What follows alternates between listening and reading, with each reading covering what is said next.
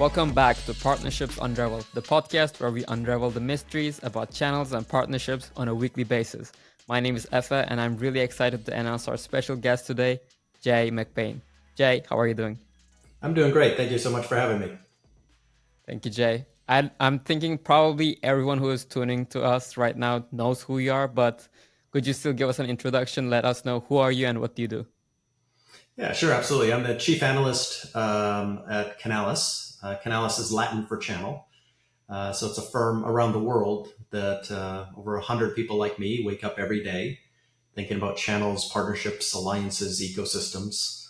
I've been in the industry 30 years, every one of those years in channel roles, being a channel chief for big companies like IBM, Lenovo, building software on this channel software tech stack for 7 years, and now as an analyst for 7 years. Thank you. To be honest, in this podcast, I love to use some data from Canalys. I think you guys do amazing research and it's always valuable insights. And a lot of the guests that we had previously, they love it when I use some data that you guys have provided. So Jay, you recently gave a keynote speech at the Partnerships Leaders event, Catalyst 2024, where you talked about reaching halftime in the decade of the ecosystem. Now, for those who have missed your speech, what do you mean by halftime, and what kind of a pivot do you expect partnership leaders to make? Yeah, so the decade of the ecosystem was kind of framed up probably close to 7 years ago. It was going into the decade of the ecosystem, but we had just lived through a decade of sales and a decade of marketing. In 1999, it was really kicked off with Salesforce.com.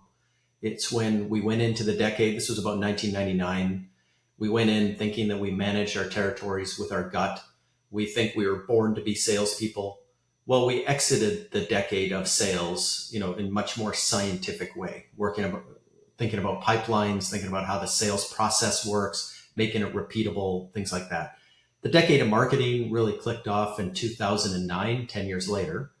And companies like Eloqua and Marketo and Pardot and HubSpot and others started to frame up marketing automation where you went into the decade as a CMO, you're at a cocktail party, you're joking that you waste, 50% of your marketing dollars. You don't know which 50% that you wasted. It was really funny back then. But when you exited the decade of marketing in 2019, everything was a science. There's not only those, big four platforms, but there's 14,106 other MarTech and AdTech ISVs to support it. And the average CMO went from a 58-year-old to a 38-year-old growth hacker. A lot changed in that decade. So fast forward again, in 2019, we kind of clicked off this decade of the ecosystem, which brings everything together. And, I showed a bunch of stats. Even a few weeks ago, Salesforce now says that 89% of salespeople use partners. The 11% who don't, well, 57% of them will in the next 12 months. So the world is partner assisted. Almost 96% of deals in B2B are partner assisted. So it's about time that sales and marketing start to work closer than ever before. So that was the prediction of the decade of the ecosystem. And now we are halfway. So 2024 is 5 years in. And I'll say that, it's been wonderful because of those Salesforce stats. And I think that, in second party data, third party data, the end of the cookie, marketing folks, sales folks, customer success folks, especially product folks with an integration first buyer now believe in partnerships. The hype cycle was wonderful. We had all kinds of communities. We had all kinds of books being written. We had all kinds of things. So all of us, got to this point where we had convinced the world now that partnerships are absolutely key. But the hype cycle has to end. I used an example at Partnership Leaders of HubSpot, which was in the audience. Scott Brinker was there in the front row. And there was a point in time where they differentiated their company. They grew up this new growth hacker with what they called inbound. And it was education, it was events, it was an entire movement to change the game in marketing. And I think we've done this movement, in the partnership world. But when they went ahead and hired Scott Brinker, He walked in with the 14,106 logos on his MarTech ad tech stack, went in with the realization that there's 200,000 digital agencies, and we need to convert at least 78% of them to tech services companies to do those implementations and integrations and consulting. So they had this ecosystem mindset about halfway through their decade. And I showed a chart of their valuation of their company. And it was pretty flatlined at $1 billion through the entire 5, 6, 7 years of inbound. But after those movements that were made into the ecosystem and becoming that most integrated marketing automation tool, they went from 1 billion to 40 within the next couple of years. It was the trigger they needed. And this is the trigger as partnership folks that we've got to take as well. We've got to move from hype to operational excellence. This is measuring, monitoring, managing every partner moment. It's doing it in a reliable, repeatable, and scalable way that CFOs and boards will invest into, feel comfortable investing into, and feel that they've got that science around partnering that they were able to get in sales, able to get in marketing in those previous decades. So that's what halftime means. And it was really a call to action to pivot to operations, to RevOps, to all the things that we need to do to prove out what we know in our hearts. Yeah, I love it. So what you're saying is, so now we know how to run a sales organization. We know how to run a marketing organization, but how to run a partner organization is still, there are a lot of questions. I think we are in the process of learning. And you're saying that at the end of the decade of the ecosystem, then these things will be much more clear, but we're still in the process of coming up with the processes and the numbers and the how to basically run this organization. Yeah, absolutely. And the one thing that is different from partnerships, obviously, is it's third party. You know, in sales, getting a direct scientific process meant that you owned the measurements. In marketing, you know, other than what we'll call attribution and, you know, some of the other alliances and agency plays and things like that, a lot of those first party data, the clicks, the opens, the engagements and things were things that we owned and we could measure. In partnerships, there's just this stage where everything is third party. Our sales in, our sales out, our end user sales, and then all of the 28 moments that lead to that. And then every 30 days forever, all of the product integrations. We're asking so much of our partners to help us help ourselves to, you know, make sure that we understand how valuable these moments are and that we go and fund these moments appropriately to the quantification of how important they are. So that's what we're being asked to do after 43 years of quantifying everything in partnerships only at the point of sale, which isn't an optimal way to do it. Yeah, I fully agree. Jay, also during your speech, you talked about 5 key trends to watch in 2024. I would like to take some time to go through each and every one of them to get your thoughts, why it's important and why it's important for partnership leaders to be paying close attention to these trends. So the first one is, you say that B2B buying is changing. And I also talked about this a lot. You know, there's a new generation of buyer. There's a demand for digital first and digital only. Buyers, they don't want to talk to salespeople. I think this is something that everyone can agree. And also what you just mentioned, that the importance of integration first and being marketplace friendly. Could you elaborate more on, you know, how B2B buying is changing and how we should pay attention to this trend? Yeah, absolutely. So, you know, we've known this trend for a long time because it's demographics. And there's a point 10 years ago, we were trying to figure out, you know, baby boomers to Gen X, you know, through millennials to Gen Z were, you know, babies at the time, but we were trying to figure out demographically when the shift happens. And it was this year, 2024, when we predicted that the majority buyer of the technology industry, which is $4.94 trillion of what businesses and governments spend on hardware, software, and services, we suggested that by the end of this year, that shift in buying would happen, where the majority buyer, both by quantity of buyer and budget, was born after 1982. And here we are. So with a new buyer in the majority, we can understand a lot of things. Suffice it to say, different psychology, different behavior, and different buying journey. A lot didn't change between baby boomers and Gen X, but almost everything changed between Gen X and millennials. So what's interesting is they're very subscription consumption friendly. Growing up with Netflix and Spotify, okay spending $1 a month on a toothbrush for the rest of their lives. Very okay with digital marketplaces, which have been growing at 86% compounded for the last 5 years. We just put out research to say that there's a 39.7% compounded rate for the next 5 years. This is a ridiculous level of growth in terms of how money changes hands in this industry. So this buyer as well, not only subscription consumption friendly, but marketplace friendly, but they buy in layers. Back in previous generations, I worked at IBM in the early 90s when you couldn't get fired for buying IBM. It may not have the best product across the portfolio, but the fact of buying the portfolio meant that you protected your job. IBM through, services, through whatever, would get it right at some point. And, you could point to that and say, hey, look, I did the right thing. Well, nowadays, they might only look to IBM for one of the 7 layers of the solution. And that's if they look at IBM at all. So they're out building a MarTech stack, for example, and they have to add security, they have to add data backups, they have to add AI, they have to add things to this MarTech stack and build on today is an average of 7 layers.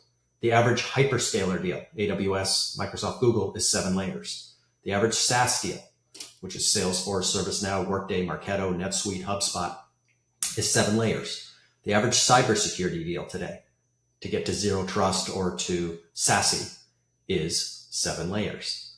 So this new 7-layer stack is a different buying than buying a whole platform of one company to do everything.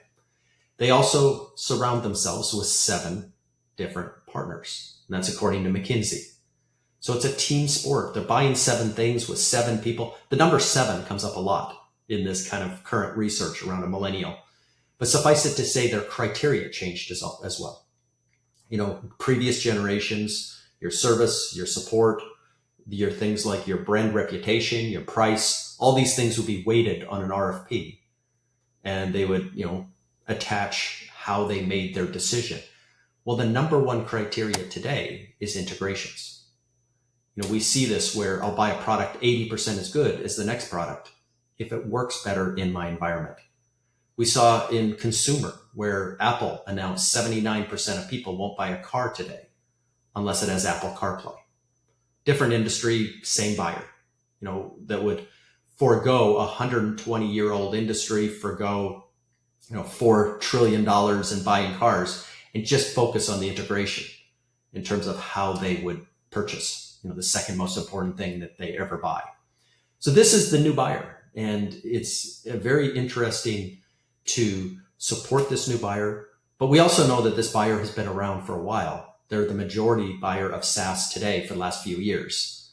So us being able to figure out what they do and their digital first and digital only kind of behaviors, 75% of them, as you mentioned, don't want to talk to a human. So how we surround themselves and how we move them through those 28 moments before they make that purchase, and then how we renew them every 30 days forever should be an obsession by everyone. Not only sales, marketing, customer success, product, but absolutely partnerships is the glue that pulls it all together, because this new economy is driven by partnerships. Yeah, I love it. And previously you talked about also HubSpot. They're one of the companies that are platform first driven, and that they're really successful company, obviously. But the second trend that you talk about is that 2024 is the year of the platform. Could you tell us more about that? Yeah, so this is a quicker answer because it got set up kind of by this new buyer. The new buyer wants to buy a platform. And if you ask 5 different people, I've done this. I've asked 5 different senior executives of a company, including the CEO, what a platform is, because in Las Vegas, they rented the Sphere and they had, billboards up and down the interstate with platform written on it. You get 5 different answers. And while product people think of a platform as something kind of end to end, single pane of glass, you can integrate all the options, and product is only one part of a platform. If you ask salespeople, if you ask marketing people, what a platform really is, it's synonymous with partnerships. And the biggest platforms in the world, whether the hyperscalers or whether big SaaS companies or big security companies happening now in security, provide this level of gravity where they don't make outbound calls anymore.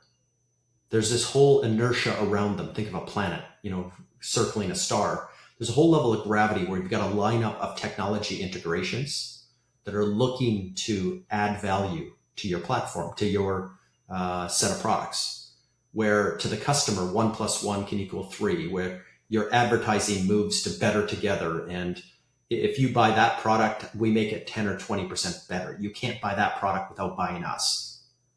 So that's, I mentioned 14,000 in MarTech, but there's 5,000 in sales tech. There's 6,500 in cybersecurity. I could walk down every buyer because there's 250,000 SaaS companies today that are lining up into this platform world. Also platforms, there's economics, there's services partners lined up out the door. Like Salesforce became a $35 billion company direct. You'd wonder, what's their use for partners? Well, 220,000 partners joined Salesforce. ServiceNow grew up direct, but there's 250,000 partners. Why are there so many partners? Because there's an opportunity at Salesforce to go make $6.19 in services for every dollar Salesforce sells. And they don't really want or need you to sell because they've got a good marketplace in the App Exchange. And in a subscription, it really doesn't make sense to have a reseller collecting money. But again, if you could make 200 or 300% of the deal, why would you ever be there asking for 10% of the deal? And that's what they were able to successfully do in a platform. And so platform companies are measured now, the larger ones are measured in the hundreds of thousands of partners. Like a Microsoft already has 500,000 partners, and there's 400 new ones that join every single day. So that's platform economics, and everything changes underneath it. Because you've got a lineup now of tech alliances, service alliances, you've got a lineup of customers. And whether it's in Redmond, whether it's in the Salesforce tower, nobody's making outbound calls. They're managing inbound demand for all of these different sets of people, constituencies, and they're making the value and the kind of value multiplier work around every one of those dollars. So this is kind of the new economy, and every company is facing platform economics. And it's not just technology. It's pharmaceutical companies, it's banks, it's insurance companies, it's auto companies, it's manufacturers. It's all across the board. And we got confused thinking every company's trying to become a tech company over the last 10, 15 years. It's not true. Wall Street is telling them to become a platform for their buyer. Yeah, and you mentioned that, like ServiceNow, Salesforce, they have hundreds of thousands of partners that are not doing any resell. And I think this ties well into my next question, or the next trend that you talk about, where the economics of partnering has changed for the first time ever, where partner compensation has traditionally been tied to the point of sale. Now it is, or at least it should be, at the point of value. What do you mean by this? Yeah, so if you look back and go back to 1981, August the 12th, that was the first IBM PC running Microsoft, kind of the first B2B channel, kind of officially set up. Before that, there was Apple education resellers. There's a few people out doing things in the retail world, but that was kind of the establishment of the B2B channel. So fast forward 43 years, we kind of anchored the program the same way, or we valued partners the same way. It was, first of all, on their ability to collect money on your behalf. So the resell portion was always what was paid for. The front or back end margins, or the gross to nets that you paid as a manufacturer, went to the partner that triggered at the point of sale. So it was a revenue reduction kind of, and you learned this in college about the wholesale price, the manufacturer's suggested retail price, and all the things in between that kind of made all the local businesses that are resellers. 75% of world trade goes indirectly. So that was the logical way to measure it. The problem comes when you have two different partners, and one partner did all the marketing, they did all the selling, they did all the engineering, and you won a deal in your sleep. And then they do all the work after. So you have this customer for life that didn't cost you any money. So you pay that partner the exact same amount that a partner that showed up at the 11th hour in an RFP, won the deal because they charged a nickel less, collected all the money, and was gone in the night. So you had to do all this marketing, selling, customer success. You had to do everything. And then you had to pay a partner on top of that. So that's made salespeople upset, made marketing people upset, customer success, makes everybody upset. But as a channel person, you're looking at it going, I have no other way. I have no other mechanism to treat those two partners kind of the same. And even the law, there's anti-combines, there's all kinds of antitrust type of laws that you can't treat partners differently financially. Until we started to think, what if we could manage kind of the moments individually? And borrowing from MarTech in the first 28 moments, like what are the ways we can do things differently? What are the things we can do differently every 30 days forever to better measure that point of value and then coordinate or quantify that moment of value against the revenue we're earning and the profitability and everything else. And that's where the surge of activities come in the channel tech stack. Hundreds of entrepreneurs are now playing in this game of giving better visibility to partners. And partners, by the way, are delighted by this, and they want to serve up this data because they want the manufacturers to see the wonderful work they do. And so the first of the type was done about 3 years ago by Microsoft. And they kind of smashed their original resale program and took the money from resale and spread it like peanut butter. So it's a point system where you can earn points in those 28 moments leading up to the sale. You can earn points whether you collect the money, whether it goes through a marketplace, Microsoft or another marketplace, whether it goes direct, it doesn't matter. Because they've dictated that collecting money now, the margin for that is 3%. The same as swiping your credit card at a restaurant. So all the other points that go into a 10, 20, 30 point deal are outside of that or on top of that 3%. And then every 30 days forever, Microsoft ended up putting 2/3 of the whole bucket of money post-sale. So not only, they can ensure that customer for life, but they can enrich, upsell, cross-sell, and obviously enrich every 30 days. And what happened, 3 years later? Well, it made some VARs upset, and there was some of the 106 channel magazines around the world that ran cover stories negative about Microsoft. Every other partner, the 7 partners, the 6 other partners loved it because they could show Microsoft the value and what they were doing to the client to get that customer for life. And so 3 years later, Microsoft became the most valuable company in the world. And they beat their competitor, AWS, for 26 straight quarters, financial quarters. And it wasn't even close. Last quarter was 30-20. So this was, a change in program. This was a change in partnering measurements and understanding and qualifying and quantifying those value items that now we're working with thousands of companies to kind of implement similar systems so that they can really recognize the power of the decade of the ecosystem and the 7 partners that surround each customer instead of just spending it all and focusing it all on that single point of transaction. Yeah. And I think this is also way more valuable for the end user, the customer as well, because then if you're, paying the partner for the work that they're doing, and it's not only the point of transaction, then you actually make sure that you pay for the partners for the integration to help the customer to increase consumption of the tool. So then it's a whole different game. There's actually an interesting thing that I just kind of thought of as you were saying that is in this multiplier. In that $6, let's say, to get a product to work, the customer has to decide how much they insource and outsource of that. They could insource all of it and not spend any of it externally, or they could outsource all of it and spend it all externally.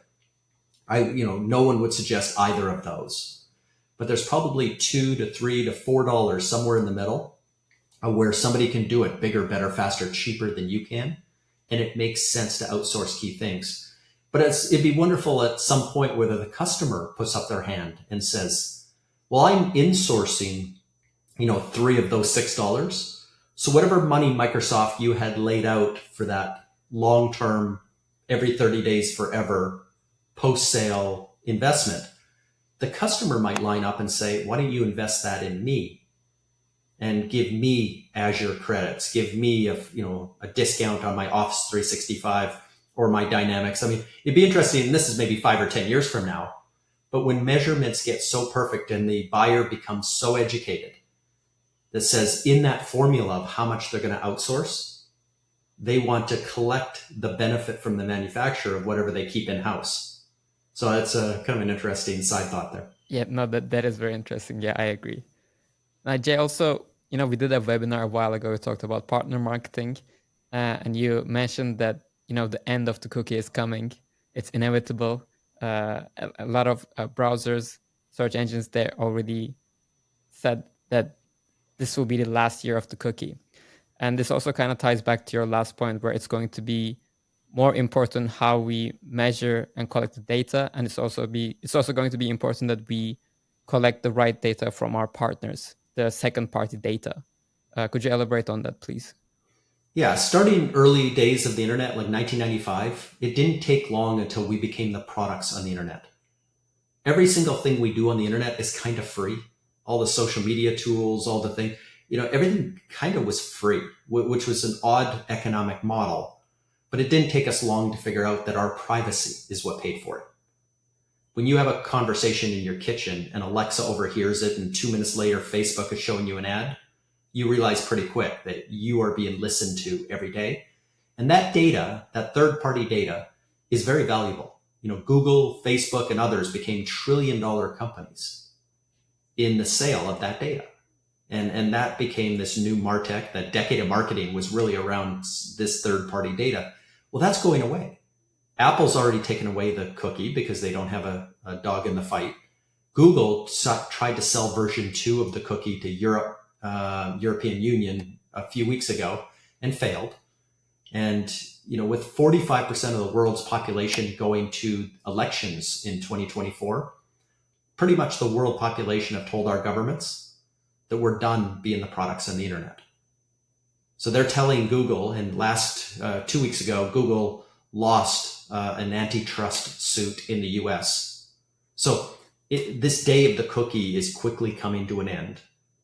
And the economics of being on the internet are, going to shift around that. But where third-party data goes to is second-party data. When you look at a customer in those 28 first moments, everything they read, everything they listen to, like a podcast like this, every event they go to, every person they follow, everything that happens in those first 28 moments ought to be partners of yours if they aren't already. And you should be quantifying those moments. But that's every ebook, every white paper, everything that happens. It is pretty much partner driven.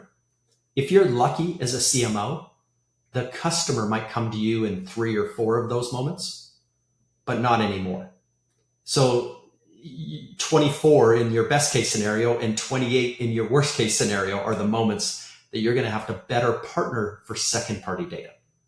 And there's now 5 layers of a MarTech or channel MarTech stack that have been built that you can better attribute those moments, that you can better share in that and match and map those moments. You can better platform those moments so that you get to see the second party data or even first party data if it's platformed well.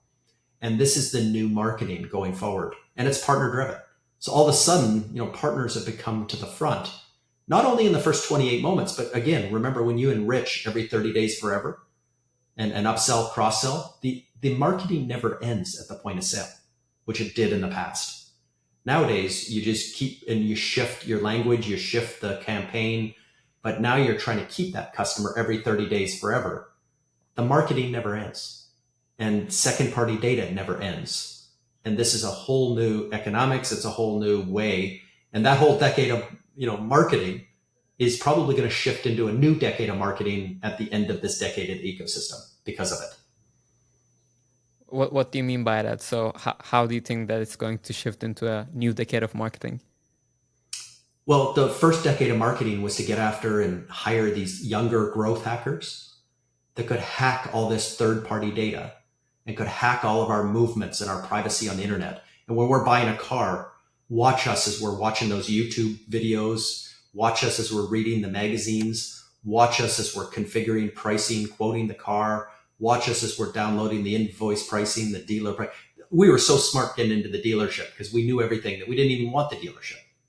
I could buy a car without a human now because of that.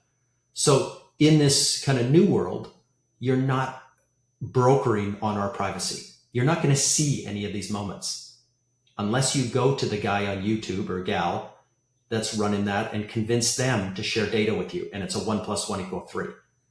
Can go to the magazines, go to the people that do the invoice and dealer pricing, go everywhere. And where you do your configurations on what car you're going to buy. And you have to partner up on those 28 moments. And now you'll be pulling in the data second party, which is actually allowed under the European Union and the US government. And it's a business to business allowed way to share data.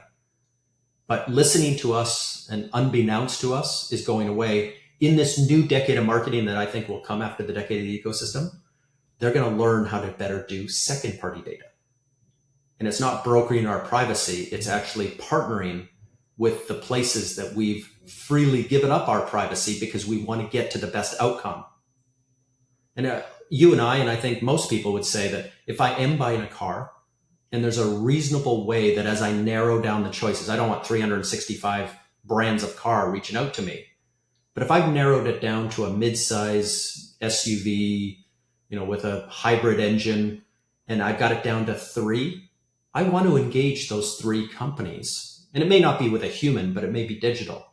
But I'm okay at that point, sharing my second party data to make sure that I make the right choice and I have the right outcome. I just don't want when I mention right now in front of Alexa that, we're buying a car, my Facebook is going to be jammed right after I get off this podcast with people thinking I'm buying a car. So what I'm getting from this, Jay, is that I think that so in the future, the marketing leaders, they have to be partner leaders. They have to understand the economics and the mindset of how to partner. It's exactly what it's going to be. What makes them tick? And what would make that person on YouTube partner with you, versus anybody else, or partner with everybody and you're part of that network. Yeah, I fully agree. So we went through 4 trends that you expect to happen in 2024 that actually are happening in 2024. Yeah. And the last one is about generative AI. Obviously, it's a very hot topic. Everyone loves to talk about it. But you say that generative AI is a huge opportunity, but just not the way we think. What do you mean about that? We're a year and a half from it becoming the biggest consumer trend of this era. As it writes poetry and music, it's dazzled us with its ability to write a 1,200 word blog for us. It's pretty amazing from a consumer perspective. But suffice it to say, we thought that would be instantaneous business success. And that's not true. When we're going into a chatbot with our airline or bank, we don't want it to write poetry. We're not dazzled by its ability to speak English back to us. What we're dazzled by is the ability for it to tap into business data and know my entire history with the airline or the bank, know everything about my account, and be able to do the work that a human would be able to do. Move money around, change a flight, etc. And that's not there. 85% of the world's data sits on premises, and it has not been trained and tuned into large language models. And so where everybody got it wrong coming out of generative AI is this instantaneous success. And I go back to a Bill Gates quote. We tend to overestimate what's going to happen in 2 years, and we underestimate what's going to happen in 10. And we're in this 2-year cycle right now that from a business perspective, we're getting a little bit disillusioned because it wasn't instant. Because businesses with hallucinations and with all the cost weren't ready to just dump 50 years of mainframe and mid-range data, EMC storage, IBM storage, DEX storage. I mean, they weren't ready to go do that. They're basically running small pilots at this point And most of the pilots are just in kind of marketing and selling, kind of using some of the SaaS tools. And they're not dumping the troves of data. That will happen, but that's over 10 years. And so the revolutionary part of generative AI, where everything changes and we start talking about impacts on the world economy, impacts on every one of our true impacts on our lives, is when our co-pilot on our shoulder is interacting with every other business's co-pilots, and our thought processes go out and, it's not just booking a trip with our airline. Everything is taken care of, and there's a constant amount of communication back and forth that is alerting us when we need to know based on our own psychology. That's 10 years away. And, it's going to be wonderful because, it's actually this afternoon when we're recording, Apple's going to show us version 16 of the iPhone, which is the AI version. All the PC manufacturers are going to go into a double-digit growth phase over the next couple of years, selling PCs that are AI capable. The edge is going to be AI capable, which is fantastic. 50% of AI is going to run at the edge, which is fantastic for partnerships. Most of the services companies work at the edge. So it's going to be great. For our industry, for 10 years, it's going to be fantastic. It probably will push our industry, once we're through some of these economic challenges, into double digits for a few years of growth. And over the course of a decade, we're going to have 59% growth in generative AI services. We even have 19% growth in like telco and some edge type of opportunities. There's opportunities abound.